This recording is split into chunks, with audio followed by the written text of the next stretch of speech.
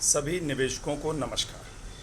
हमने अपने पिछले वीडियो में प्राइस टू अर्निंग रेशियो के बारे में समझा था। आज हम प्राइस टू बुक वैल्यू के बारे में समझेंगे। ये रेशियो महत्वपूर्ण क्यों है?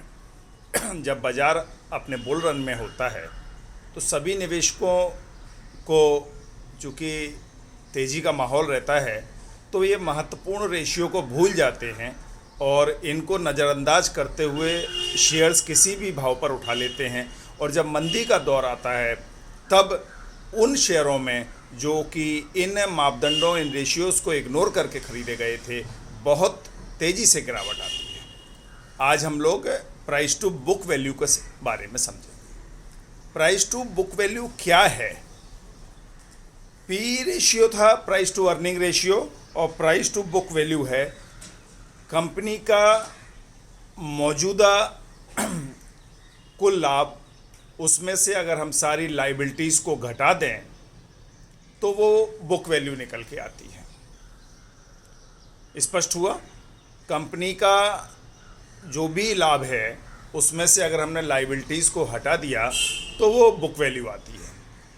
अब बुक वैल्यू को अगर हम आगे टोटल नंबर्स ऑफ जारी किए हुए शेयर्स से भाग कर दें तो वो प्रति शेयर निकल के आता है।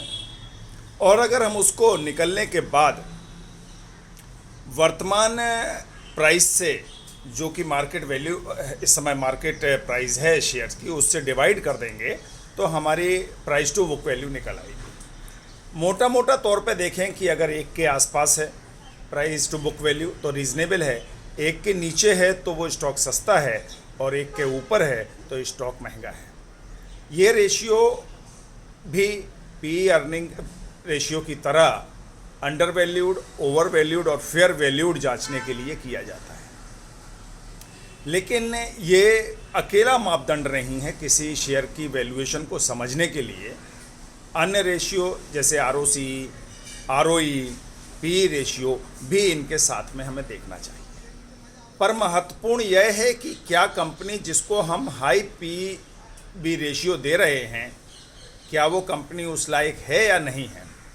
हम एक उदाहरण लेते हैं नेस्ले इंडिया का। इस वक्त प्राइस टू बुक वैल्यू 55 के आसपास चल रहा है, यानी कि लोग उसको 55 गुना ज़्यादा उसकी बुक वैल्यू से कीमत देने को तैयार है।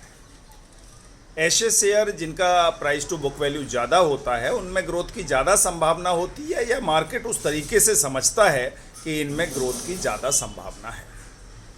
जहाँ पर कई जगह ये रेशियो ज़्यादा हो जाता है लेकिन कंपनी की फ्यूचर पोटेंशियल्स उतने नहीं हैं, ग्रोथ की संभावना नहीं है, वे ही निवेशक अटक जाते हैं। और जब मंदी का दौर आता है तो कंपनी अपने ओरिजिनल भाव पर, यानी बहुत तेज़ी से गिरती है।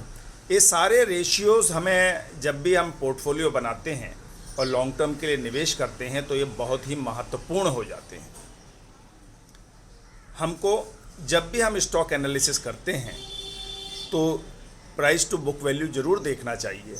या बहुत हम मोटे मोटे अक्षर में कहें कि यदि आज की तारीख में आपकी कंपनी डूबती है और सब कुछ लिक्विडेट होने के बाद आपको कितना पैसा मिलेगा, तो वो प्राइस टू बुक वैल्यू है। जैसे इस समय नेस्ले का शेयर चल रहा है 2200 रुपया, और कंपनी अगर लिक्विडेट होती है तो आपके हिस्से में मात्र 55 रुपया ही आएगा। कुल मिलाकर के लबोलुआब ये है आज की चर्चा के कि प्राइस टू बुक वैल्यू भी फंडामेंटल एनालिसिस के लिए एक बहुत ही ज़बरदस्त रेशियो है, जैसा कि पी रेशियो है। इसको समझें, सोचें, और जब भी निवेश करें तो ये फंडामेंटल्स जो कि एस्टेब्लिश्ड प्रिंसिपल्स ऑफ इन्वेस्टिंग हैं उनको नज़रअंदाज ना करें और अपने निवेशित रहें। शेयर बाज़ार लाभ कमाने के लिए है, यहाँ पैसा गंवाने के लिए नहीं है। और लाभ ज्ञान से आएगा, ज्ञान अध्ययन से आएगा। अच्छी पुस्तकें पढ़ें, जो भी फंडामेंटल्स वैल्यूज़ हैं उनको खरीदते समय हमेशा ध्यान रखें। नमस्कार। एक डिस्क्लेमर देना चाहूँगा कि यह चैनल किसी लाभ कमाने के उद्देश्य से नहीं है, केवल ज्ञान साझा करने के उद्देश्य से है। आशा है कि हम लोग आपस में इस तरीके का ज्ञान साझा कर स्वयं के लिए और दूसरों के लिए लाभान्वित होंगे और हमारा निवेश अच्छे से सुरक्षित तरीके से शेयर बाज़ार में, जिसके लिए शेयर बाज़ार प्रसिद्ध है, बढ़ता रहेगा। धन्यवाद।